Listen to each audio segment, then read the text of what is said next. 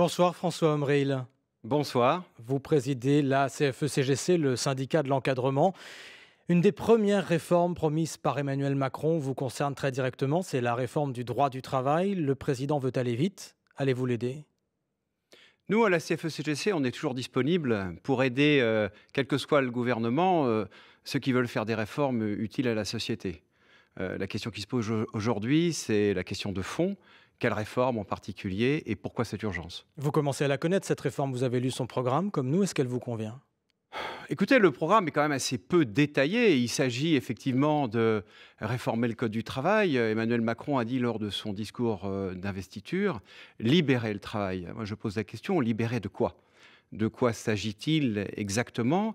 Est-ce qu'il faut continuer, comme c'était le cas quand même un peu avec la loi travail, la loi El Khomri, est-ce qu'il faut continuer à créer les conditions de l'organisation de la précarité des conditions de travail, sans qu'il y ait, au C'est bout ça du la loi compte... El Khomri, l'organisation de la précarité, François Omril?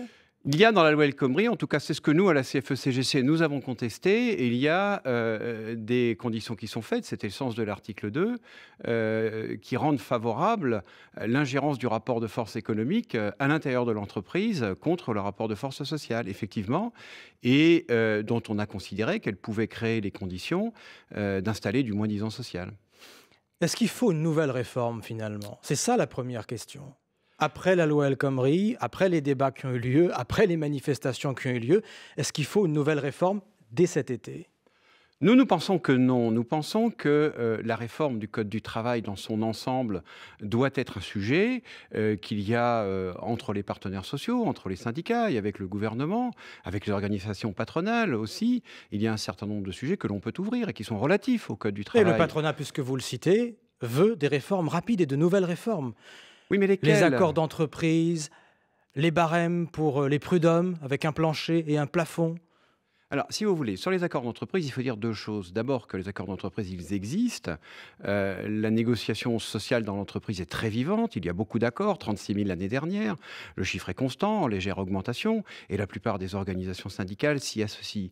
La question qui est posée, c'est de savoir si on remet entre les mains de la négociation d'entreprise des dispositions de négociation qui se font sous contrainte du champ économique et qui entraîneraient une dégradation des conditions de travail. C'est ça le sujet. Après, vous parliez des indemnités aux prud'hommes. Nous sommes radicalement contre le plafonnement des indemnités En de cas prud'hommes. de licenciement jugé sans cause réelle et sérieuse. Bien sûr, il faut de toute façon un motif pour licencier les gens. D'ailleurs, rappelez-vous, ça a été le cadre d'une confrontation et des manifestations dans la rue extrêmement importantes en 2005. Donc, il faut de toute façon un motif. L'OIT nous le rappelle souvent. Et il n'y a pas lieu... L'Organisation internationale du travail. Oui, excusez-moi. Et il n'y a pas lieu de créer des plafonnements des indemnités. Ce que j'ai eu l'occasion de Mais s'il y dire a à un plusieurs plancher reprises... et un plafond, les entreprises disent que ça les aiderait, les chefs d'entreprise, ou certains en tout cas, disent que cela leur donnerait confiance, François Omril, Nous pour avons... embaucher plus facilement. Nous avons de bonnes idées sur ce qui aiderait les entreprises. Nous souhaitons effectivement sécuriser le cadre dans lequel les entreprises fonctionnent, dans lequel les chefs d'entreprise fonctionnent.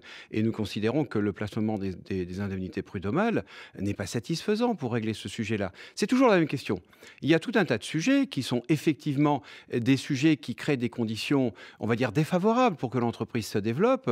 Ce sujet-là n'en est pas un. En vérité, il faut s'attaquer à la cause. Les indemnités n'est qu'une conséquence d'un désordre à l'intérieur de l'entreprise, il faut s'attaquer à la cause. François Omril, qu'appréciez-vous, qu'aimez-vous dans le programme social d'Emmanuel Macron? Parce que je vous entends et pour l'instant, je vois du négatif. Non, ne dites pas qu'il y a du négatif. On vient de parler des indemnités prud'homales. Enfin, oui, voilà. c'est le sujet. On vient de parler des accords d'entreprise. Vous dites on n'a pas envie d'aller plus loin.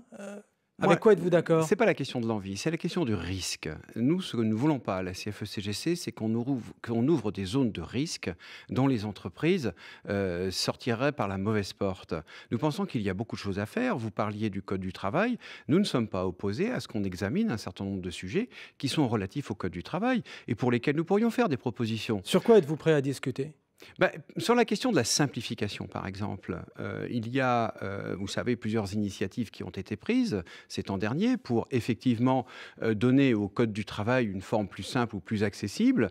Mais simplement, cette simplification doit être, pour une fois, ce qui n'a pas été le cas ces 20 dernières années, doit être examinée dans un sens où les droits des salariés seraient préservés et non pas précarisés, parce qu'on crée des exemptions, et ce sont ces exemptions qui créent la complexité du Code du travail. C'est ce qu'on a fait depuis 20 ans. Donc s'il y a urgence, il y a urgence à ne pas faire les mêmes erreurs que par le passé. Édouard Philippe est le nouveau Premier ministre, est-ce que vous le connaissez? Non, je ne le connais pas. Que pensez-vous de cette nomination? Écoutez, je pense que c'est quelqu'un qui, d'une certaine manière, va avoir devant lui une charge importante, puisqu'il n'a pas tellement de passé politique, sauf bien entendu dans son département et dans la ville du Havre.